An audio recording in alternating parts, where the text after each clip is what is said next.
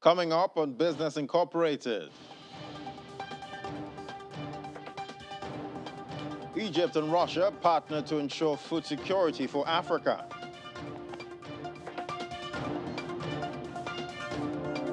Tunisian government reveals plans to borrow additional $7 billion.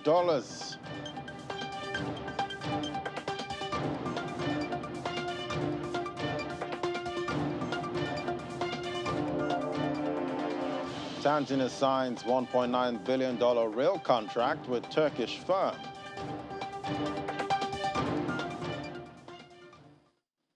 Hello, welcome to the program. I'm Ladi Williams. Well, we kick off the last midweek edition for 2021 with the market numbers from Africa, where major equities have resumed from the Christmas holidays and trading mostly positive at intraday.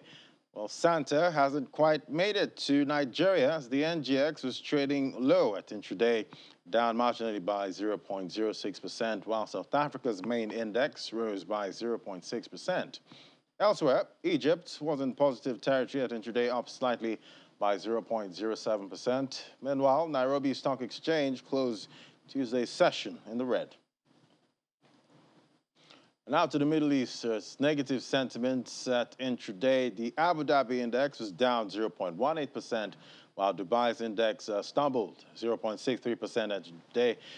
Still within the region, Saudi Arabia's main index slumped almost 1%, while the Qatari index was slightly up by 0.03%. And Germany is set to close 3 nuclear power plants before the end of the year, representing almost half its entire nuclear capacity. Well, we have Rob Watts there, join us from Berlin for more. Great to have you. Germany is taking a major step towards phasing out nuclear power. What's happening?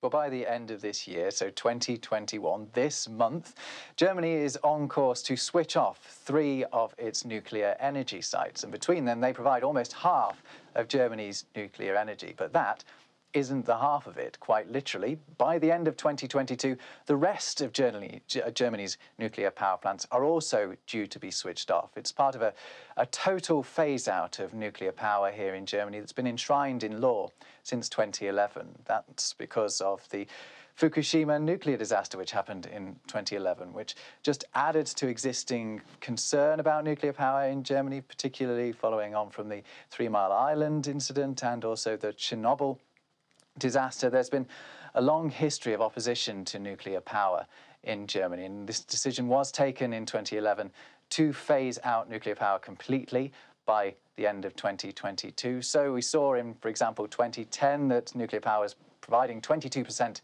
of Germany's overall electricity. By 2020, that had already halved to 11%, and by the end of 2022, we'll see that go even lower to a flat 0. Well, quite interesting, but, you know, nuclear power is often controversial. Is there opposition to the German government's plans?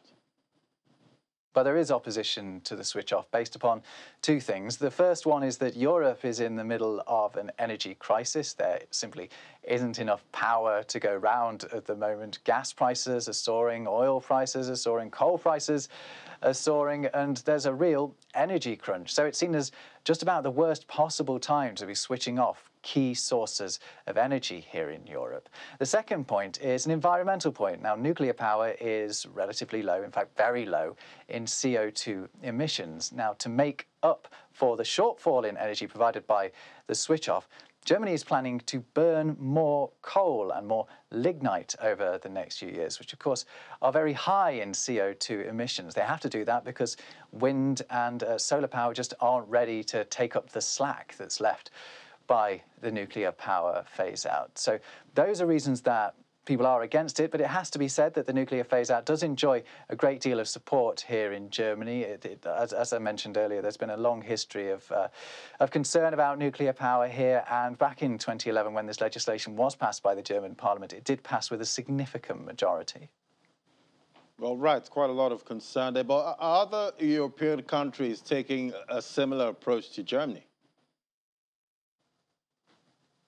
Well, Europe is very much split on the issue of nuclear power. On one side, you have got Germany and other countries in Northern Europe that are very much in favour of phasing out nuclear power. But then on the other side, you've got a lot of countries in Eastern Europe, but most crucially, France, who want to see nuclear power play a bigger part in the daily lives of Europeans in the coming years. France argues that it should be a key pillar of the phasing out of CO2 emissions in Europe, and a key vote is set to be held just next month, which will decide whether or not EU member states designate nuclear power as a sustainable investment. If it does, there will be billions of investment pumped into nuclear power across the continent, meaning that far from what Germany is planning, a phase out of nuclear power, we could actually see more nuclear power stations in Europe. And in fact, the United Kingdom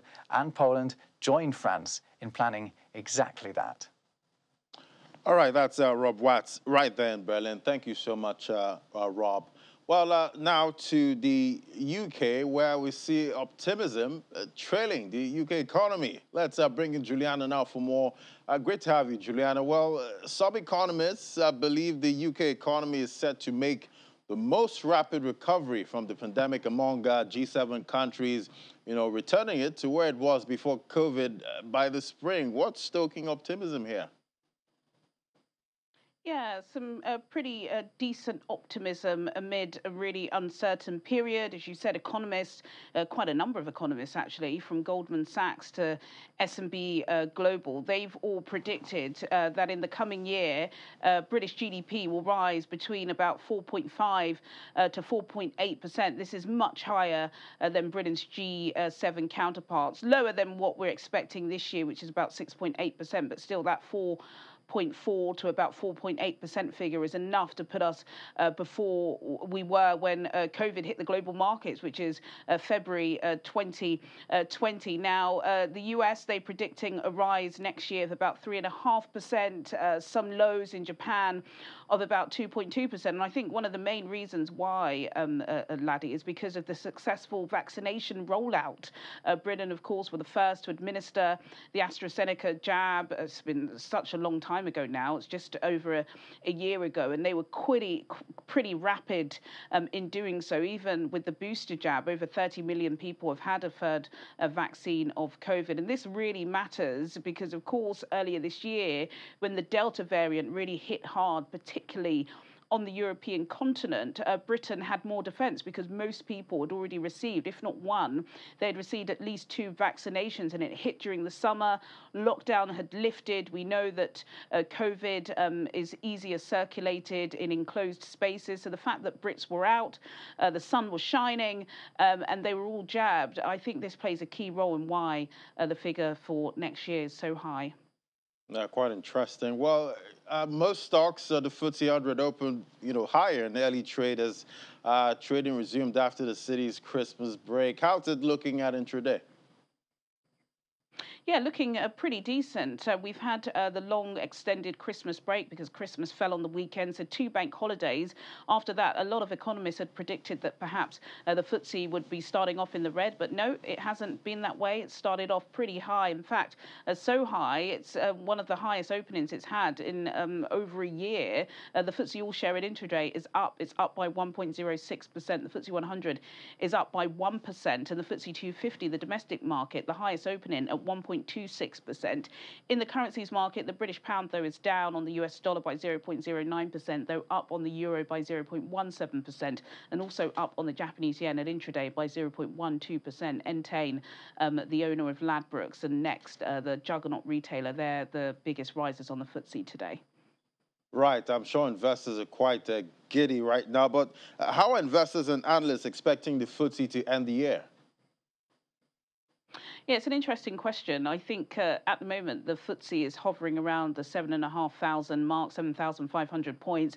That's really some of the highs that we were seeing in February 2020 before the coronavirus hit badly in the UK. So it does seem as if we're going to end the year on a high, but obviously never say never, especially when it comes to COVID-19. But I think generally there does seem to be a sense in the global financial world that the FTSE here in London is lagging behind the rest of the world. Of course, Brexit hasn't helped. I suppose the Treasury and the Chancellor Rishi Sunak wouldn't want to hear that, but it's true because we know that earlier in the year, Amsterdam overtook Britain's prime space as being the global centre in Europe, particularly for some people. It had lots to do with logistics and bureaucracy. Also, if you compare the kind of 19th century style index in the UK to what we're seeing in America, it's vast. You know, the S&P 500, for example, 40% of the biggest companies there are all tech companies. We know they did exceptionally well during the global lockdowns. In the UK, it's 1/50th of the biggest companies that float in London are tech companies. That really has to change. Some of the style as well. We know that dual sharing, dual listing is becoming hugely popular on Wall Street. Is that going to start taking its place within the square mile? Those are major questions. But as of today, as of now, as of the end of 2021, we seem to have survived the storm. Omicron has been priced in, but there still is a long way to go if London and the square mile are to compete with the big guys and gales in Wall Street. All right. I guess fingers crossed for the year close. All right, Juliana, thank you so much and enjoy the rest of your day. Thanks, Laddie. All right, moving on to the U.S. now. See, U.S. stock futures ticked higher in early trade following a mixed session as traders continue to assess the threat of the Omicron COVID-19 variant. Futures tied to the Dow Jones Industrial Average were up 42 points, about 0.11%. S&P 500 futures gained about 0.18%, and the Nasdaq 100 futures advanced 0.34%. Well, let's get a recap of yesterday's trade from our correspondent, Maria Bird. The U.S. stock market was mixed on Tuesday as the S&P 500 had one of its highest closing days of the year on Monday, but fell on Tuesday by 0.1%. The Nasdaq also fell by 0.6%. The Dow Jones, on the other hand, rose by 0.3%. Many investors are still battling with the COVID-19 Omicron variant and the many restrictions that many governments across the world, specifically the U.S., are putting in place, which are impacting the U.S. economy. That's our U.S. correspondent there, Maria Bird. Well, on to Asia now. Shares in Asia Pacific were mixed as investors assess the impact of the Omicron variant as Chinese stocks led losses among the region's major markets, with the Shanghai Composite down 0.91% to close at 3,597 points, while the Shenzhen component shed about 1.24% to 14,653 points. Hong Kong's Hang Seng Index fell by 1% of its final hour of trading.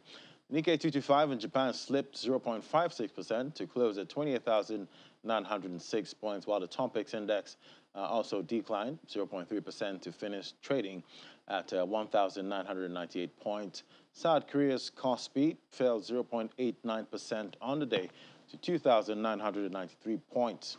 Australian stocks, which returned to trade following holidays on Monday and Tuesday, rose as the S&P ASX 200 jumped 1.21% to close at 7,509 points. Straits Times Index in Singapore also gained 0.34% in the afternoon trade, while MSCI's broadest index of Asia Pacific shares outside Japan fell by 0.41%. And oil rose for a sixth consecutive session, while Brent gained more ground with a broad-based rally in global markets supporting prices. The benchmark Brent crude rose 23 cents to $79.17 a barrel. U.S. West Texas Intermediate crude futures added 21 cents at $76.19 a barrel. Both contracts are trading near their highest levels of the month, aided by strength in equities. Asset classes from oil to equities have clawed back losses from late November when the Omicron variant of COVID-19 sent investors scurrying for safety.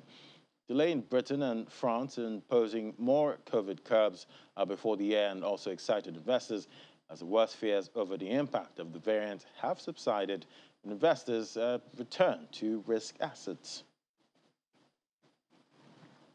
All right, after the break, more stories from the African continent. That's in a moment. Do stay with us.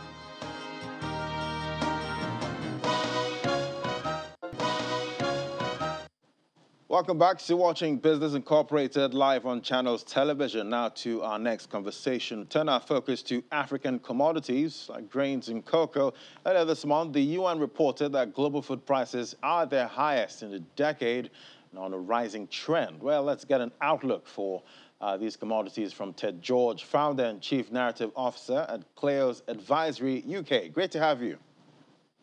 It's great to be back. Thanks. Compliments of the season, and it's good to have you before the end of the year. Absolutely. Well, it's great to sort of kind of wrap it up because it's been quite a remarkable year for commodities, and they've pretty much risen across the board. Yeah. So, which foods have seen the highest price rises? Well, I think particularly the staples, things like maize and wheat, they're up over 50% since the pandemic. A lot of consumables, sugar, coffee, and I think anyone will have noticed this in the shops. I mean, it's the same in developed markets and in Africa, but also local staple foods. And a lot of that is to do with the fact there's been disruption. And when there is disruption, value chains, even local ones are disrupted, all the prices have gone up. And of course, this is tough for West Africa because for most households, food makes up a large proportion of their income and the cost of living. So it's been pretty tough across the board. Yeah, and everybody's got to eat. Well, why have grain prices risen so strongly? Can we, expect prices to actually rise further? Well, yes, so much of this has been to do with a combination of factors. I mean, one really above all has been weather. If you look at wheat, for example, it's up nearly 2/3 since the start of the COVID pandemic. It's very close to its record of 10 years ago. We've seen bad harvest in Australia. That's related to climate. A lot of uncertainty about the Russian export policy. But also, I mean, the global surplus for wheat is just 2 million tons. That's the lowest this century. And there's, of course, demand for things like wheat and maize for things like bioethanol and feedstock. So I think basically going forward, we are going to see strong prices, but it's a local question because in South Africa, they had a great maize harvest. So if you're in South Africa, maize prices are cheap, but if you're importing wheat into Nigeria, it's going to be expensive going forward as well. Quite interesting. Well, cocoa prices have been volatile over the past year, but have ended up where they started at around 1,700 pounds sterling per ton. What has caused this volatility, and will it continue in 2022? Yes, it's been a real yo-yo of prices this year. We saw them surging at the beginning of the year because of the lockdowns, the jamming up of value chains, because a lot of cocoa which goes into chocolate is just-in-time delivery. People don't keep hundreds of thousands of tons in stocks. They just have enough. So as soon as everyone thought there wasn't enough, up goes the price. It then slumped when the lockdowns stopped in the mid-year. It rose again towards the end of the year. I think the big thing here is it's not about is there enough cocoa produced. West Africa has just had another great crop in the 2021 season. The big issue here is can they get the cocoa to the grinders and to the chocolate makers on time? And the moment Omicron rose its head, the prices rose, but again, they've fallen a bit again. So I think this uncertainty is going to keep going. But the likelihood is if global value chains do start moving again and the world somehow copes with Omicron better than all the previous variants, then there's a lot of cocoa on the world market. We could see prices weaken substantially. Right, and coffee, an important export crop for Africa. We've seen the prices, risen strongly over the year. What has caused this, and which countries in Africa have benefited from this rise? Yeah, I mean, we've seen coffee prices rise to 10-year highs. I mean, they're up 140% since the low back in May last year. And in fact, a lot of this is basically linked to the pandemic. We've seen, which caused some disruption in supplies, but also erratic weather in Brazil, which is the largest producer of bulk Arabica for the world market. And also then uncertainty in certain markets. I mean, Ethiopia, we have the civil conflict going on there. That's a major producer of Arabica. And also the outbreak recently of the latest wave of COVID in Vietnam, the largest supplier of Robusta. So I think all of these factors are playing in, and it basically means coffee prices are likely to remain high. The countries that will benefit in Africa, particularly Uganda, the largest exporter of Robusta in Africa, and in West Africa, countries like Cote d'Ivoire, and to a certain extent Nigeria, Ghana, which also export coffee. There's a lot more demand for it now. There's just not as much on the market as people want. Right, and you did mention weather. Well, climate change, another huge issue at the moment. We're in the middle of the weather phenomenon known as La Nina. What impact has this had, and what will this mean for soft commodities in 2022? Well, La Nina has been going on since last year. We have these two weather phenomena, El Nino and La Nina, and they're cooling and warming, and they affect the global weather in different ways, but quite profoundly. So, for example, we saw much drier conditions in the USA and South America. That affected crops. But, in the USA and South America, you remember some of the huge fires that they had in the USA last year, or over the course of this year. But conversely, we've seen much wetter weather. In Australia, for example, which was burning 2 years ago, it just had its wettest November in 120 years. But then a flip side of this is some areas have had perfect weather. As I mentioned, South Africa, the best maize harvest in its history, mostly thanks to the weather.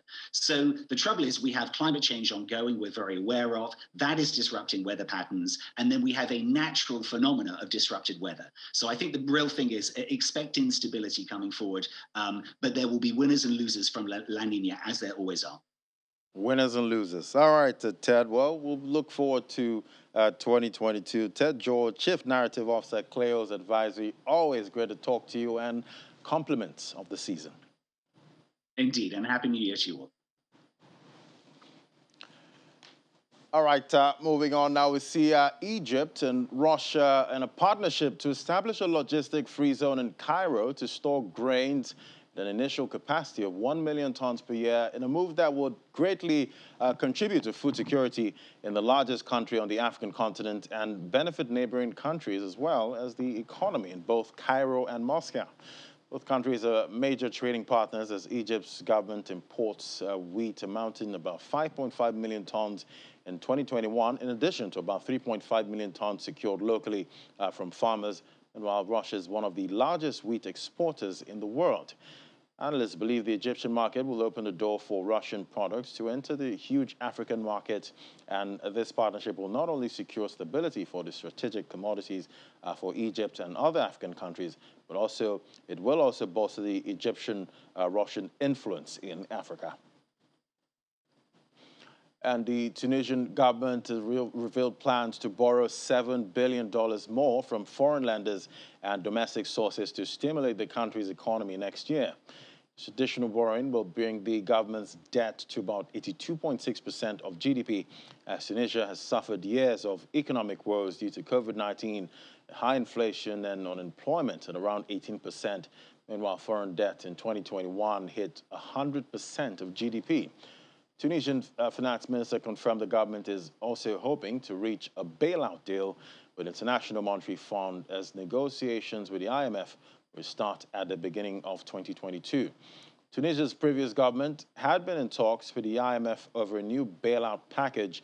A deal with the global lender could entail political painful reforms such as cutting subsidies on basic goods or tackling a wage bill of a public sector that employs some 680,000 of the country's 12 million inhabitants. And railway contract with the Turkish firm Tanzania have signed to build a 368-kilometer section of a standard gauge railway that is expected to cost about $1.9 billion and will be funded by loans. It's part of a 1,219-kilometer line which Tanzania is building to help boost trade with neighboring countries, and YAPI is already building 2 other sections which are near completion. The East African country is currently implementing mega infrastructure projects to support its industrialization plans, including a controversial 2,115-megawatt hydroelectric dam being built in a UNESCO World Heritage Site. And that's it on Business Incorporated. Thank you for watching. I'm Ladi Williams. Bye.